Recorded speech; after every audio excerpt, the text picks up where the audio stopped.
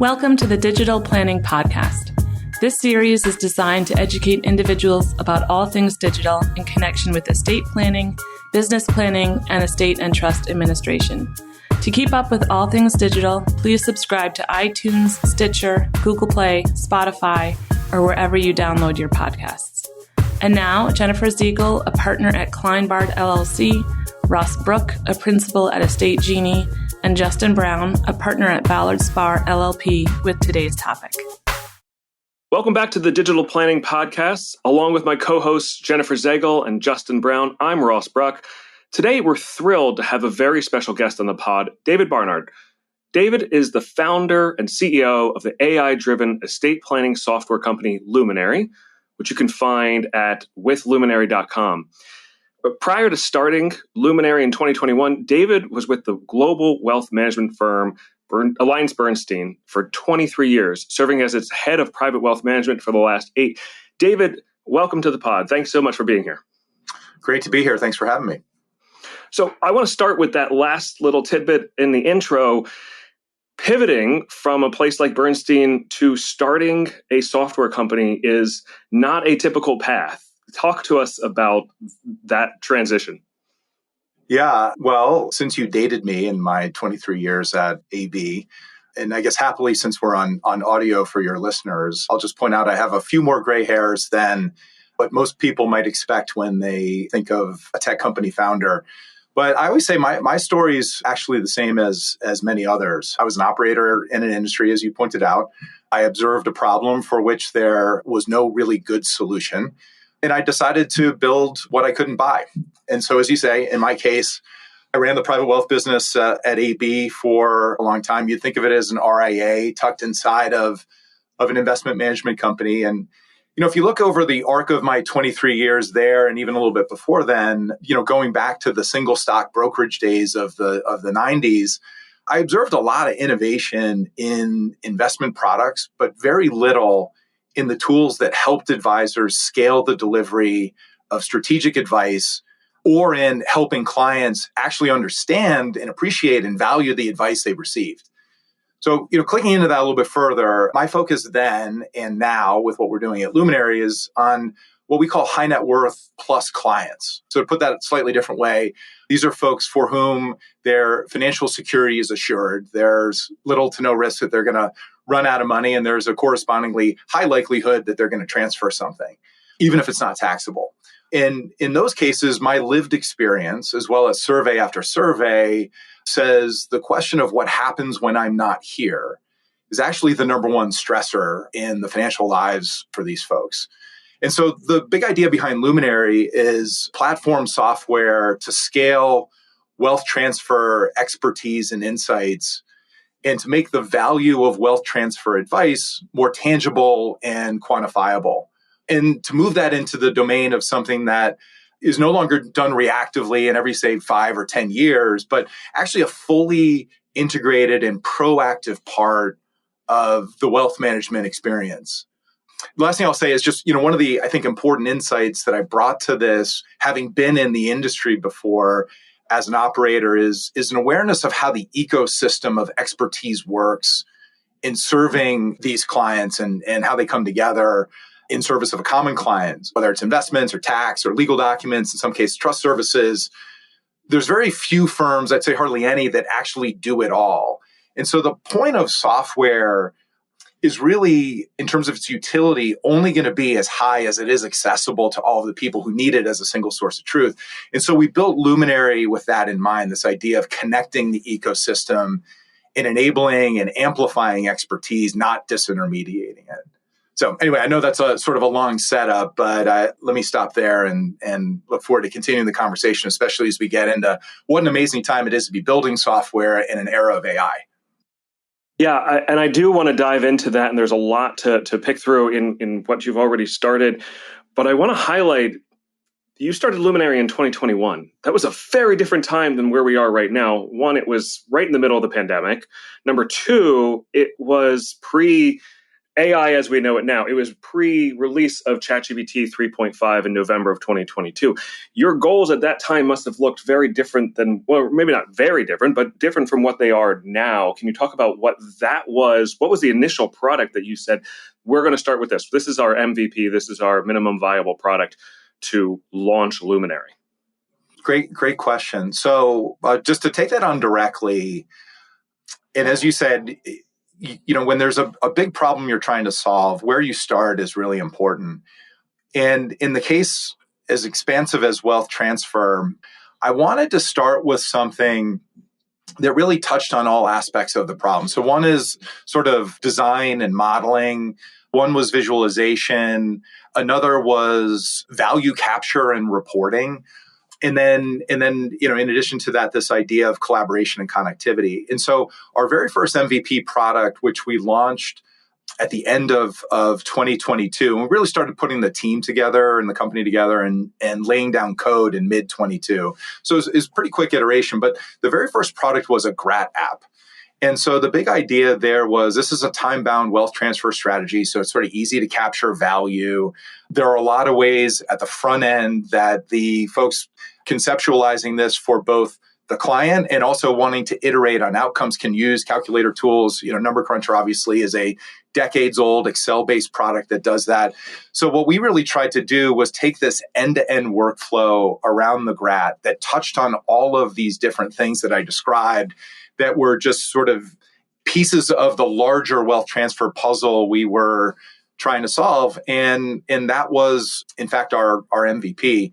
There was little to no AI tooling in that. And as you said, sort of the eureka moment, I think, for AI, at least in the public consciousness, sort of came about at exactly the same time we launched that product at the end of 2022. So, David, for those of our listeners who haven't gone to your website or aren't familiar with Luminary, can you talk a little bit about what does Luminary do? Yeah, so Luminary fundamentally connects a balance sheet source of truth. And so if you think about that in the domain of wealth management, it's where performance reporting lives.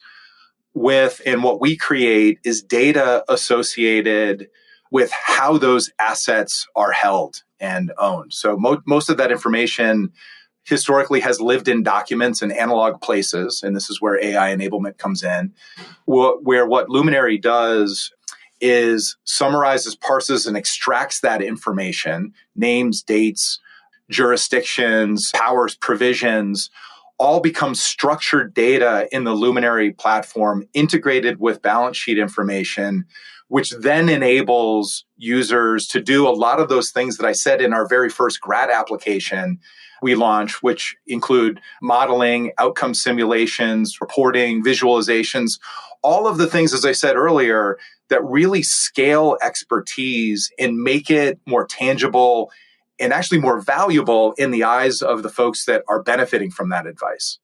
So that's really how Luminary works. And I think when you live in a data domain like we create, and as a platform that plugs into other adjacent systems and sources of truth, you go from in the industry where wealth transfer advice is, as I said before, tends to be reactive, tends to be episodic and consultative in nature, to actually something that is woven into how wealth management advice is delivered. No longer are you just saying, what do you own? You're able to say how you own it and what happens to it under various time and return scenarios, which then really becomes a new dimension to how advisors and ecosystems of advisors are able to work together in service of common clients, much like a family office does today. And the term democratization is overused, I think, but in a lot of ways, wealth transfer is really what epitomizes what a family office does, almost definitionally. What we think we're doing is making that available to a lot of folks that otherwise wouldn't have the benefit of that, given their net worth. I'd say wealth transfer and making things easier for current clients in terms of understanding and just running their day-to-day life. And that seems like you do that as well. I find this particularly fascinating because I've lived on both sides of this. I've been in private practice and then I've been in the planning side in wealth management. And I see the gap between how those two sides communicate and what they're primarily focused on. But would you say that this is a software company driven for the wealth management to give them better access to the planning side, or for planners and practitioners to give them better access to the data on the other side, or both? It's definitely both. My experience obviously is in wealth management. And when you think of the role of the wealth strategist, Ross, as you know, a lot of the initial advice will come from the wealth manager. They have, because of the virtue of their fee model and the way their business model works, they have the longitudinal relationship with the client. They have the 360 view into the balance sheet. And because they're just more connected, they know more about a client's intent and their objectives. And so very often, both the stressors and some of the initial advice comes from the wealth manager. Where I came from, and I think across the industry, there's a very bright line around unauthorized practice of law and how, and this is importantly why we built Luminary as a collaboration platform to connect the ecosystem, the ability to then bring in the experts, whether it's tax or law or fiduciary services, to coalesce and collaborate around our data as a source of truth makes everyone else in the ecosystem better in how they serve that client, and unlocks more of a longitudinal relationship than, let's face it, the fee model associated with the practice of law and in many cases tax services otherwise enables the client to benefit from. So we really think what we're doing is one part data and the applications that I described earlier, but another part, and probably more importantly, connectivity and this idea of collaboration. And so we're really excited that we have law practices and CPA practices and trust companies as Luminary clients. And this idea of creating network effects by bringing them together is actually a central part of our business model. I love your collaborative intentions here, but you're collecting a lot of sensitive information and you have a lot of people being integrated into the platform for viewing access. So how do you address concerns about privacy when working with sensitive estate planning information and documents? Yeah, it's a great question, Jen. And I would say no two customers of ours and no two clients of theirs probably think about that the same way. And so we've built the platform where there are many levels of permissioning in terms of who can access what, who can see what, and actually touch what, that I think solves for some of those problems. And so it's not open architecture where everybody sees everything all the time. You can, close things off. You can make it time bound. You can make it read only, and you can make it fully collaboration forward. And so, so that's how we sort of solve for access. We get a lot of questions around where the data lives and cloud infrastructure and architecture, which we are. Any modern software is cloud-based today. And then, of course, in the world of AI, there are additional questions around, privacy there as far as data processing goes, which I anticipate will probably be a future question. So I'll stop there. Let's dive in there. And I want to talk about your AI platform. Obviously, we already talked about the fact that you started without the full resources of AI that you have now. So can you walk through what that build out was, what that realization of, oh, wow, this is going to be a great tool for us to integrate into our platform, and then just some of the mechanics of how that works? Are you using your own proprietary? Are you using a frontier model? What does that look like? Yeah, well, I'll just share kind of a fun personal story on this before I answer that question. So personally, I was first exposed to LLMs and AI and earlier versions of ChatGPT in early 2021.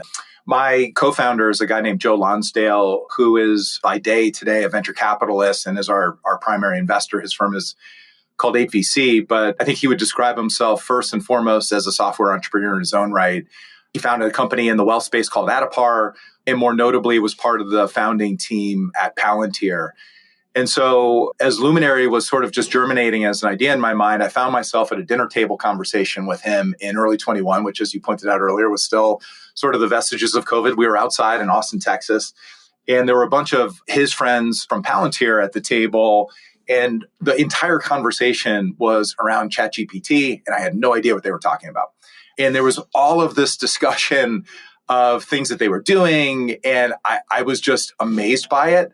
And having, spent my entire career basically surrounded by, people who went to business school and had MBAs, and I was sitting at a table with no one who went to business school, probably half of whom didn't even go to college, but we're all software engineers.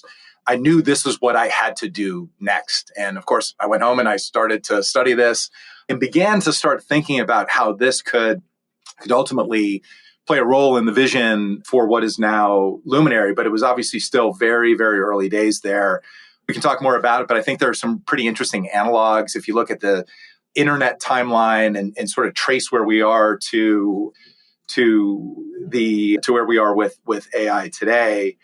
But this idea of as Microsoft has branded their instance and version of ChatGPT, a co-pilot, the idea that experts would basically have additional expert capacity sitting beside them to, in many cases, do the things that are rote and manual and sort of necessary inputs to get to a place where their expert output can be valuable. To the idea that you can solve for that and amplify that was just, has made like the last, 2+ years of what we've been doing at Luminary both really fun. And I would say it takes shape in how we actually code ourselves and actually create the product.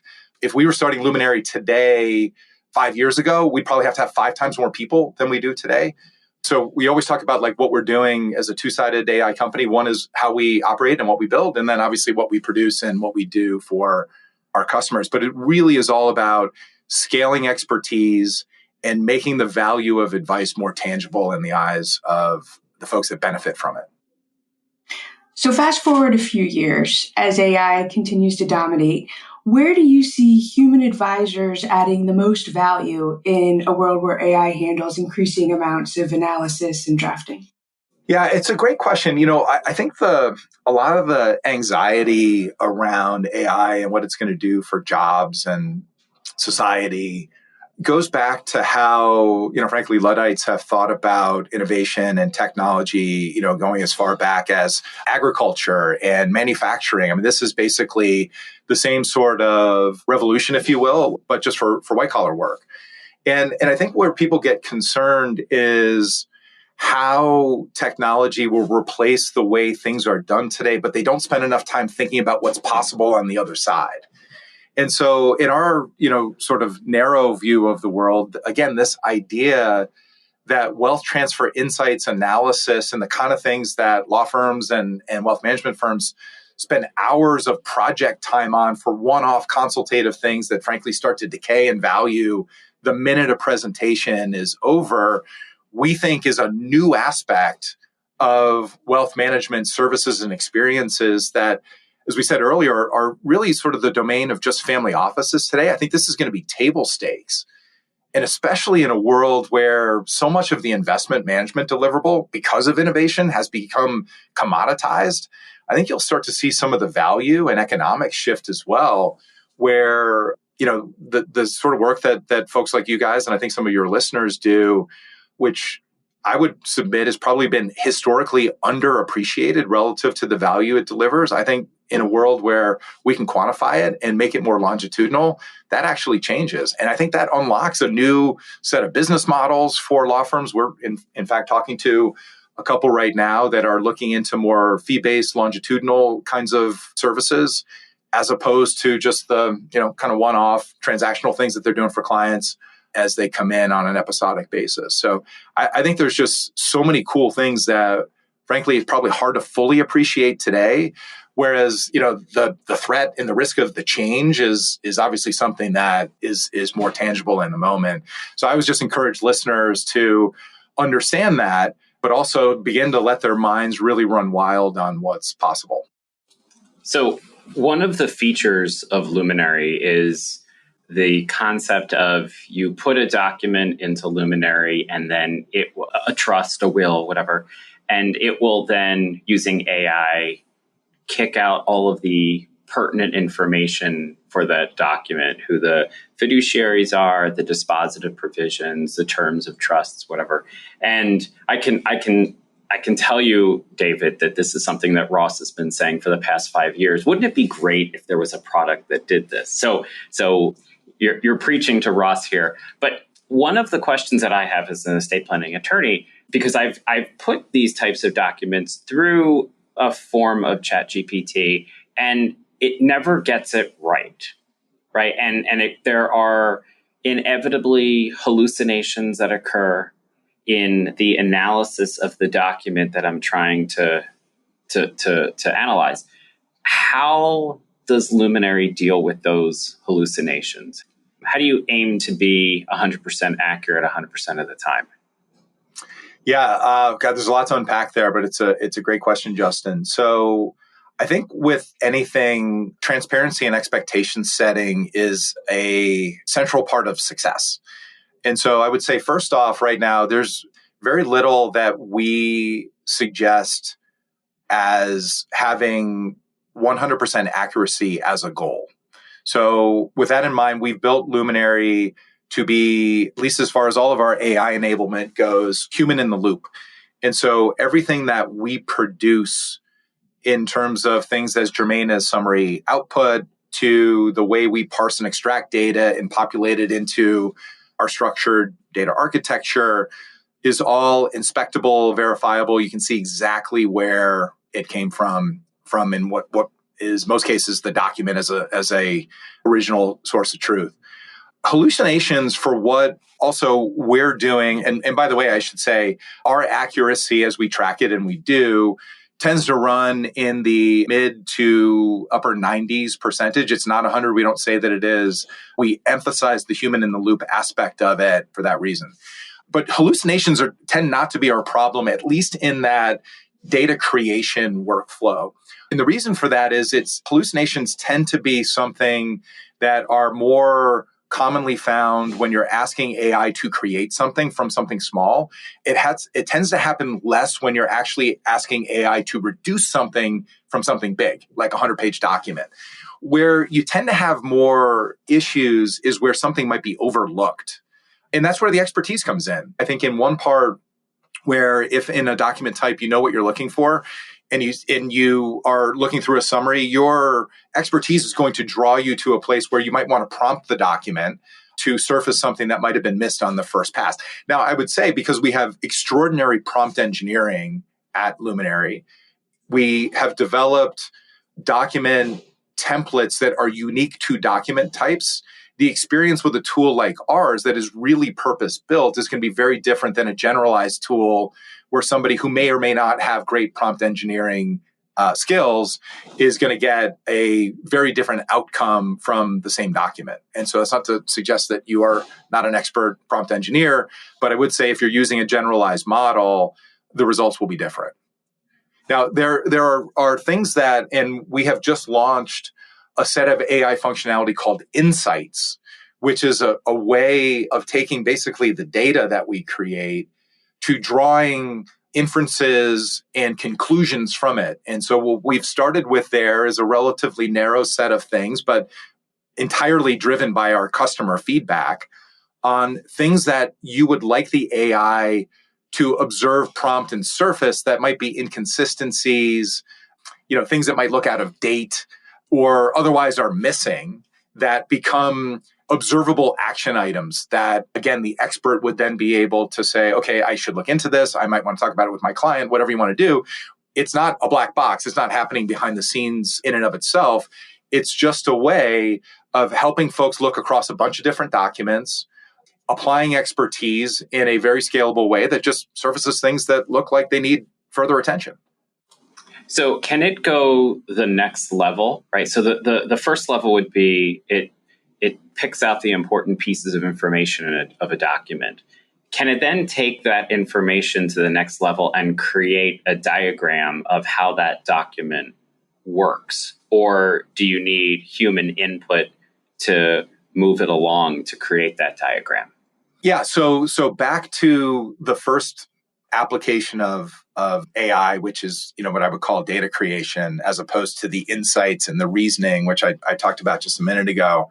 Yeah, so again, our AI workflow takes you all the way through, dispositive provisions and actually how an entity, or a partnership would distribute, where it is human in the loop. You're approving all of that, but we basically create the workflow for you that then automatically generates at least a first version of a visualization. And similarly with this idea of enablement, everything in Luminary is customizable. So if you want to drag and drop, make something bigger, add a note, all of that is able to be done on platform. And once it's done, it's now living and breathing as a piece of software, which makes it a lot more accessible and retrievable for future use than, Excel and PowerPoint, which is, effectively what we are replacing. So a few moments ago, you mentioned the Luddites, and we're familiar with that term as someone who's anti-technology. But fun, nerdy fact is that the Luddites, who were 19th century textile workers, weren't necessarily anti-technology. They just wanted to be the ones to control it. And so it makes me think of what Luminary is doing in terms of flattening the expertise. And it almost gives general expertise to a broader range of individuals in this space, right? So from someone who is specialized, maybe it does seem scary. That's one potential objection. I'm sure you've heard many other objections when you approach firms or companies with what could be a time-saving, stress-saving, and scaling opportunity for them. What do you hear in terms of reaction of the no's and anti, this isn't right for us? Well, it reminds me of my first trip to Heckerling when I started Luminary, and you can imagine the side eye that I got there from a number of folks when I started describing our vision, what we were trying to do. And I would say I've since refined my pitch a little bit more, but the heart of it was still the same then, which was basically like, look, you guys have this all wrong. We're here to enable you to touch more clients, to create more capacity, and to help those clients that you're serving better appreciate the wisdom and the value of the advice they're receiving from you. So if it's your view that you have 100% market penetration, there is not a single client left that could possibly benefit from your advice, and they fully appreciate it in terms of its value and can quantify it, then you're right. There's no reason for Luminary to exist, and this is just going to be a bad idea. But if that's not your view, we're here to help. And it really boils down to this idea of broadening your reach and, frankly, your economic opportunity. And for I think the reason most people have gotten into the business, to actually have impact with clients in a way that is truly next level, where they both understand emotionally and quantifiably the value of the advice that you're delivering. And that's where I think when you get back to, the very well-placed point on the Luddites and what's possible into the future, to me, that's where the gravitational pull in the industry is around wealth management, again, for at least that high net worth plus client, and more family office-like services where teams of experts are coming together in service of common clients being more available to a broader universe than is the case today. Ross, thanks for those fun facts about the history of the term Luddite. I didn't know that, but I find that really interesting. But going back to our topic at hand, David, are you seeing greater demand or awareness around digital asset planning, things like crypto, NFTs, online accounts, avatars, digital legacies? Yes, definitely. As I said before, fundamentally what Luminary is a data foundation that connects a balance sheet source of truth, which really can contain any asset, properties, collections, and certainly, crypto and digital assets fit into that category as well. How they're priced is a different question. But if, you think about, we talked about grats before, probably one of the most gratable assets on the planet is Bitcoin. But, certainly with a lot of the gains that early adopters have experienced there's, tremendous opportunities to use gifting strategies and other wealth transfer around those assets. So, we are very asset agnostic, and I think there is a ton of growth potential there because of the characteristics, but also, how much that space has really evolved in the last several years, both in value, but also just maturity in general, systems and maturity in general. So dealing with individuals who hold crypto, it leads me to wonder, you're primarily a B2B, business-to-business software company. Do you ever see an opportunity to be a B2C, a business-to-consumer, because that might allow you more directly with those types of individuals, or is the path pretty set that you envision you'll always be a B2B entity? I like to think what we are is B2B to C. I think that the expertise required for sophisticated planning is always going to keep that in the domain of experts. And let's face it, most of the people who are the beneficiaries of this planning, whether they're grantors or ultimately beneficiaries, are going to be most comfortable working at least in partnership and outsourcing this as opposed to doing it themselves. So I don't see this, going the way of like a Vanguard 60-40 portfolio. And as I said before, I do think that the center of gravity in the industry shifts much more towards advisory services as opposed to just the delivery of investment products and beta. And so I think you'll find that you'll have more people who might be crypto native and that is their primary asset category actually looking for advice in this area, whereas they might not want it from a traditional wealth manager that's going to deliver them stocks and bonds. So again, I think this is a lot of the exciting, where things can go. But I do believe the fundamental complexity, at least of what we do, will keep our product in the domain of B2B to C for as far as I can tell. And I want to jump back to AI for a second. We've seen over the course of the last several years, especially since November of 2022, with more general public access to AI from ChatGPT 3.5 onward, that a lot of entrepreneurs start businesses and then later find that some of the frontier models build that functionality into their system and make whatever that entrepreneur was building obsolete almost overnight. Was that a fear, and how have you thought about that encroachment or that potential encroachment from LLMs and especially from open source models who are able to provide some, but not with the expertise of what Luminary can, of the functionality to the mass population?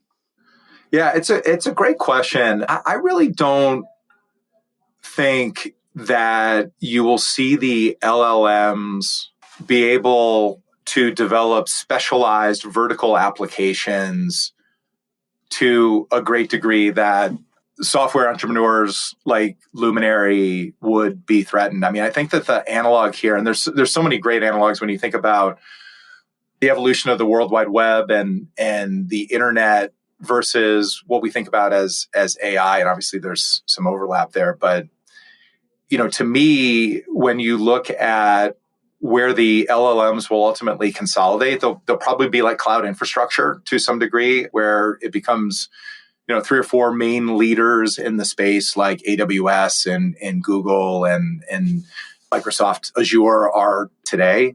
So who those winners will be, I'm not sure. We do all of our processing with OpenAI, but we think that on top of that infrastructure, much like, the sort of mid 2000s where you launched the iPhone and broadband became ubiquitous, that's what unlocked the app era, whether it's, social, news, all the things that basically populate our mobile devices today. That's, I think, the world that will be unlocked and we're really in the early stages of. So it's sort of, to me, like the mid 2000s, maybe 2010 timeframe where the apps haven't really been developed yet to a great degree. That's what Luminary does. But that's what I think you'll find going forward is there'll be a lot of specialization that runs on top of those LLMs. And our world, we think we're going to be a leader there because of the way we have built the product as a data and architecture, a data first architecture, and then with this collaboration capability as a key way of enabling rather than disrupting the ecosystem that we play in.